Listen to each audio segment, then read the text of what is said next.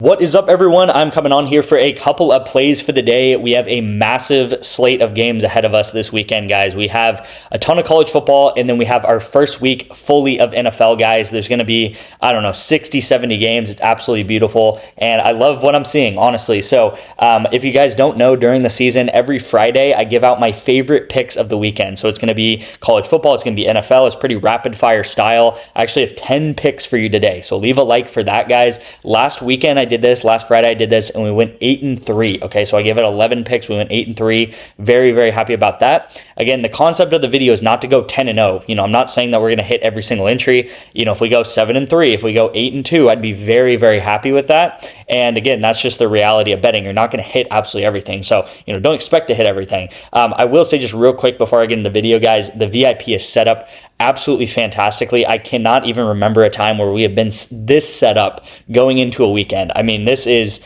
amazing, right? Who knows if this is going to hit? Maybe it all misses. Who knows? It's up to faith at this point. But we have amazing setups. If you don't know what we do here, I'm going to touch on this a little bit in today's video, but I touch on it pretty much every day that I make videos, guys. And what we do is called correlated betting. So you'll see, I take overs on guys on esports, where it's kind of out of the scope of this video. But for example, I take overs on guys or unders on college football together, right? And that's why college football is a really big deal. That's why the NFL is a really big deal, because, for example, you take the over on a quarterback and the over on a receiver. So the better the quarterback does, the better his receiver is going to do, right? It's not really that difficult to understand, but if you take them over together, then, if one guy does really good, if the quarterback throws for 300, 400 yards, then his number one receiver is probably going to go over and also get his line. If you guys watch the game, Justin Herbert just finished playing against Patrick Mahomes. Justin Herbert threw for over 300 yards, and Ladd McConkey went over his line. Quentin Johnson went over his line. Keenan Allen went over his line, and Will Dissly went over his line. Okay, so his top 4 targets, they all got absolutely fed tonight, and they all went over his line. That's the power of correlation. Now, I didn't have a play for it. I didn't take that play. I didn't think Justin Herbert was going to throw for 300 yards, but that's the concept there. And again, that is why we are profitable over the long term, is because we use correlation, and that is our strategy over a long period of time. And again, we are up, just about 100 units this summer, which is good. I'd like to be up more, but we're up 100 units this summer. This year, we're up just a little bit over 200 units. And, last year we did go up 600 units. So really, really positive stuff. Really happy about that. And again, we're using the exact same strategy. I actually pulled up this video. I still have this up, but I think this is really cool to see. This is to this day, a year ago. Okay, so this is September 6th, 2024, and I'm probably talking about me being excited for the season. I'm probably talking about me being excited about a big slate of games, and we just got done cashing some Thursday night football game, the first game of the season, which was Chiefs-Ravens last year. But you guys can see, I do want to stress this out, that we're using the same strategies. We're using correlation with with football, Mahomes over. We're using Shedeur Sanders, Jimmy Horn. Shedeur Sanders was amazing to bet on last year, guys, for correlation. And then importantly, of course, I track absolutely everything. So again, we were up, 293 units at this point in the year last year, and that ended up being this graph right here, as you guys can see, and we ended up going 600 units up the end of that year, following that year, right? So again, everything is tracked, and we use the exact same strategy that we're still using.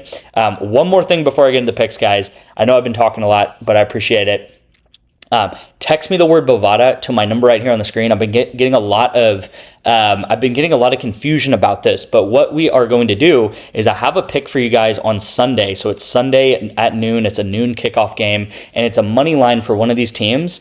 What you do is you text me the word BOVADA if you do not have BOVADA yet. So you have to have never had BOVADA before. So it has to be a new sign up. Do not download BOVADA yet. Don't sign up for BOVADA yet. Just text me, guys. That's all you have to do.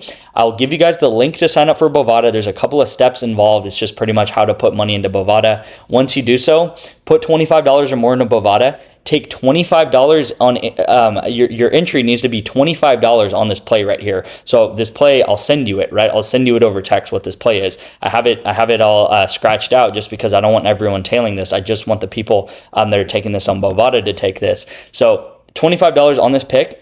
If it hits, that's great. It'll hit. If it misses, I'm going to Venmo or Cash App you back the $25, okay? So if this team ends up losing, which I think they'll win, but if they end up losing, then you're going to get your money back. If the team wins, then you'll obviously get your money in BOVADA, okay? So BOVADA is legal in all of these states. Again, I always promote BOVADA. They're a really, really cool app because they're legal in a ton of states, and you can, bet on spreads, bet on money lines, and most importantly, all of this, you'll get 2 free months of the VIP. So if you like what I'm saying in the video today, if you like what I'm talking about with correlation, guys, again, we're set up absolutely like crazy today. I mean, all of these, we would go up like 8 units on any one of these entries, okay? So if this hits, we'd go up 8 units. If this hits, we'd go up 8 units, right? This is how we get these big 25, 30 unit weekends, is we hit like 3 or 4 of these in a weekend, right? And again, this is when we go up like, again, what's 8 times 4? 32. So we would go up like 32 units in a weekend, right? Not exactly, because we'd obviously have some misses sprinkled in there, of course. But this is how we have these big 25, 30 unit weekends, is just hitting a lot of these 4-mans. That's why I've been stacking 4-mans like crazy, all right? So let's get into today's picks, guys. I'm gonna just rapid fire these off, to be honest. My favorite pick, let's start out strong. Honestly, I don't know, there's no reason not to start out strong. My favorite pick is Kyron Drones to go under 17 pass completions. And I think I might have already messed up, because I think I might like his pass attempts more. But let's see. No, I like his pass completion, so I was right about that. So his pass completions, guys, I like his pass completions because if you look at the games that he plays, when he wins games, okay, and you'll see Virginia Tech, they are like 63% chance to win this game, okay? There's 63% chance.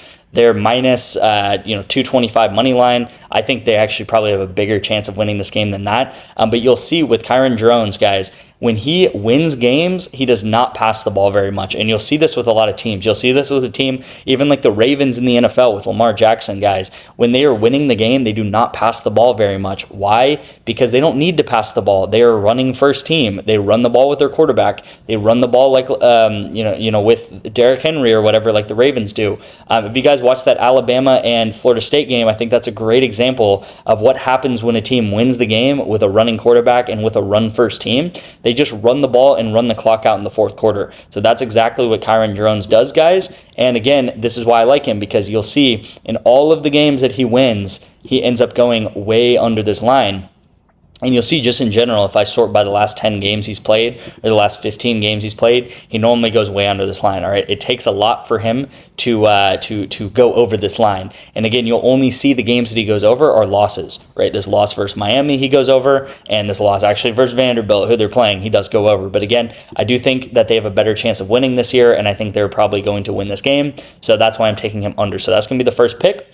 Second pick is actually going to be a combination, and I kind of talked about this already with the Baylor guys because I'm very excited about this game. I think this might be the game of the weekend. It is Baylor SMU. The over-under on this game is like 65 or something crazy. This should be like a 40-40 shootout. I mean, it has 40-40 written all over it, and I don't know why I typed in Baylor, because it's easier to just type in Sawyer Robinson. But Sawyer Robinson, I just love him. I think he's such a great player. I think he's an amazing person to take overs, and I think he's an amazing player to take correlated duo overs with, right? If you look at some of these games, guys, he gets 400 passing yards very, very often. He kind of reminds me of just like every single high-flying Big 12 quarterback over the past 10 years. I mean, if you think about Shedeur Sanders, he kind of like, he throws for like 300, 400 yards a game, and that's what he needs to do to win football games. Like if you think about some of those, Tech quarterbacks, Mahomes, like he just throws a ton, and he throws a lot of yards, and that's what he does here. That's why I really like taking these Big 12 teams over, right? TCU is another great example of that. TCU has a great quarterback that gets a lot of yards. So Sawyer Robinson over. And then with Sawyer Robinson, I actually do kind of like Josh Cameron the most as their receiver. They have 2 receivers. One is named, let's see what his name is. One is named Hawkins. So this is a receiver that is on Baylor that gets like a lot of yards. And then the other guy is Josh Cameron. Josh Cameron we took last weekend, and he actually went over for us. His line was 51.5, I believe, and he went over. And that is when Sawyer Robinson threw for 400 yards. But I think Josh Cameron is actually going to get more of the share of the targets, and I'm kind of spreading out my eggs in a basket, because you'll see that Hawkins actually gets like 70 yards last week, and we have Hawkins already in a setup. Okay, so we have Hawkins in a setup, so I like Cameron, I like Hawkins. It's kind of up to you, whichever you want to pick. Hawkins at 45 is pretty attractive, I can't lie, but my official pick, I'm going to stick with it, is going to be Josh Cameron. And again, it's just because this Baylor SMU game is going to be crazy. If it's not 60, 70 points scored between these teams, I'm honestly going to be disappointed because these are two really bad defenses and two very, very good offenses, okay? So these are the plays so far. My fourth pick is going to be Kaidon Salter to go under 41.5 longest completion. Now, I like Kaidon Salter pretty much across the board on his unders because, again, he's a running quarterback. He's a run-first quarterback. I talked about this a lot last week. His pass attempt line last week was like 29 or something. It was insanely high. And yeah, he goes under it. Actually, it might have been like 31 because I know he goes under it quite easily. And he got 28 there.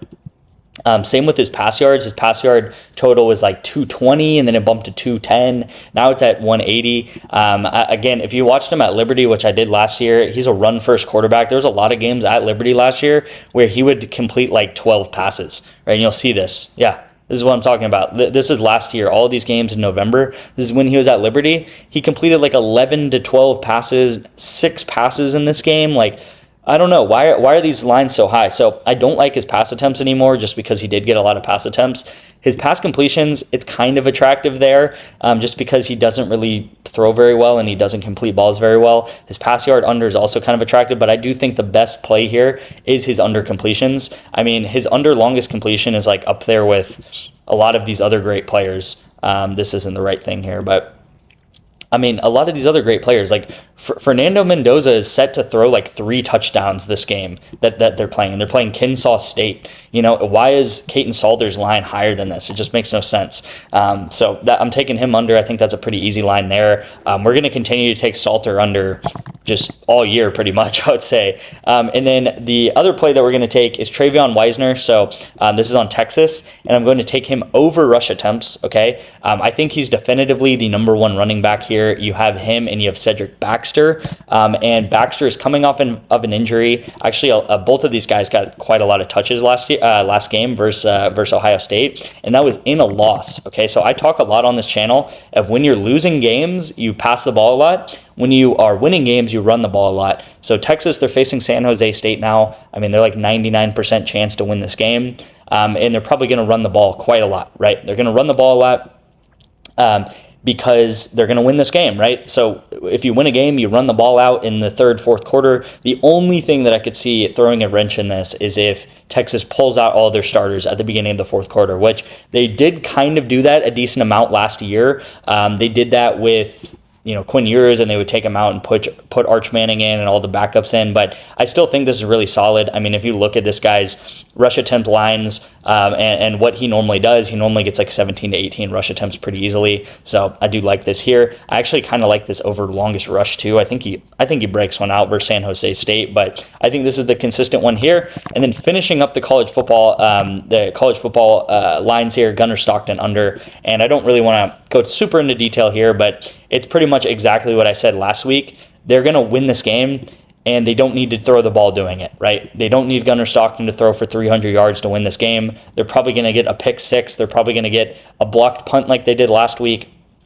They're going to get a short field. Gunnar Stockton runs the ball quite a lot too. Their running game's crazy. They had multiple drives last week where they had a 70-yard drive, and like 50 of those yards were running. Whether it was Gunnar Stockton, whether it was their running back, it's Georgia guys. They're just going to run the ball. They're going to play defense. This team's going to score like 0 to 7 points. And then Gunnar Stockton's going to be taken out the whole 4th quarter, and then that's going to be the end of it, okay? So again, if you looked at the game he played, he got 190 yards. He played an amazing game. He had 4 touchdowns. But he only got 190 yards just because they don't need to throw the ball to win this game, all right? So these are all the plays that I like in college football. Now we're going to go over to the NFL. This video is getting quite long, so I'm going to go through them pretty quick. Jayden Daniels, this one I think is a no-brainer. Jayden Daniels, longest rush. Where is it? This is such an easy line to me, I think. I actually have it pulled up here as longest rush at 12.5. It's actually showing it at 14.5 for some reason, but it's at 12.5 right now. Okay, so I don't know why it's at 12.5. He is set to run 8.5 times, so that's what his line is right here, 8.5 times. I mean, if he's running 8-9 times in this game, he's going to get a 13-yard, 14-yard run. I mean, come on, like, Maybe he does, maybe he doesn't. I'm just saying, like, if he runs the ball 9 times, it's Jayden Daniels. It's the first game of the season, too. So that just means that more broken plays are going to happen. He's going to run the ball. Like, if you saw Mahomes tonight, even with Herbert tonight, I mean, they ran the ball a lot because there's broken plays. Things happen. It's the first game of the year. Jayden Daniels is going to use his legs a lot, okay? So we're going to go with that. Very quickly, Sam Darnold, I like his over. I talked about it earlier in the week. I think there's no reason why his line should be so low. If you look at all of the other quarterbacks in the NFL, they're all in like the mid 200s. All right, you have like Spencer Rattler close to 200 yards. You have Daniel Jones now above Sam Darnold. Why is Daniel Jones above Sam Darnold? That's all I'm going to say about that. That is a pretty easy one for me. And then we also are going to go with Amon-Ra St. Brown over receptions. Now, with Amon-Ra St. Brown over receptions, this one's probably one of those that I don't love as much, but I'm going to take it. They did lose their offensive coordinator to the Bears. He's now the Bears head coach, and I think that's actually going to simplify their offense. Okay, so I think the simple thing to do in the first game of the year and for the Lions is just to throw the ball to Amon-Ra St. Brown. He's honestly one of my favorite players in the league. He's just extremely consistent, and what I think is they might actually find themselves behind versus the Packers, and when they're behind versus the Packers, they throw the ball a lot. Okay, they throw the ball a lot versus the Packers. Let me actually show you guys something. So Jared Goff, we look at his pass attempts, and you look at the games that he loses. This is how much the Lions throw the ball when they lose. Okay, these are all the losses that the Lions have. Okay, 55 times, 59 times, 40 times. This is how much the Lions throw when they're losing games, okay? So if you think there's any hint of doubt that the Lions are going to be losing in this fourth quarter, you should take Goff over pass attempts, and you should take Amon-Ra St. Brown over receptions, over targets, whatever it is, because they throw the ball like crazy in the fourth quarter if they are losing games. They do not like losing games, and they throw the ball like crazy because of it, okay? So that's a little bit of a hidden gem there. And then my last pick, guys, this has been a very long video, so I appreciate you if you're sticking till the end, is Justin Fields under pass yards. Not really that shiny, cool of a play. It's just that Justin Fields and the Jets, I think, are going to be horrible at passing. And they also announced that they are going to be a very, very run-heavy team, okay? They have 2 running backs in Braylon Allen and in Breece Hall that can run the ball. They have Justin Fields who can run the ball. They have a very good running O-line. They have a decent defense. And I just think there's a world where Justin Fields throws the ball like 15 times or something, and they just weigh really heavily onto running the ball, okay? So that's what I think there. Again, could Justin Fields break out and have a really good game and get like 250 yards passing? Yeah, but again, only one time last year, and he actually did pretty well last year. Like he had like a lot of wins, surprisingly enough. Well, these are all the wins, of course, but yeah, he had only 2 losses. So he was 4-2 in the 6 games he started with the Steelers, and he only went over twice. Okay, so he went over twice here. Again, there's a chance he goes over. I don't love this one as much as some of the other ones, but I like it. I just think there's a good chance on the Jets now. They run the ball like crazy, and I also think this Jets and Steelers game, they're 2 very run-heavy teams, which means it's going to be a quick game. So the game's going to be quick. It'll be over before you know it, and there's just not going to be enough time for passing yards to occur in this game, all right? So these are my NFL picks here. Hopefully you guys learned something. Hopefully you guys enjoyed the video. If there's anything that you guys, want to see, if there's anything that you guys maybe you're thinking about taking this weekend, please leave it down in the comments. Your favorite pick of the weekend or whatever, so other people can discuss it. That would be great. So again, hopefully we can go 7-3, 8-2. Be very happy with that. And if you guys do want to get more info on my VIP, if you guys do want to join my VIP, just text me the word BOVADA to this number on the screen. Again, I'm giving you a completely risk-free bet for the weekend, and you'll get 2 free months of the VIP where I bet like this every day. I bet with correlation, and we win long term, all right? So thank you guys so much for watching. I'm going to wrap it up here, and I'll see you in tomorrow's video.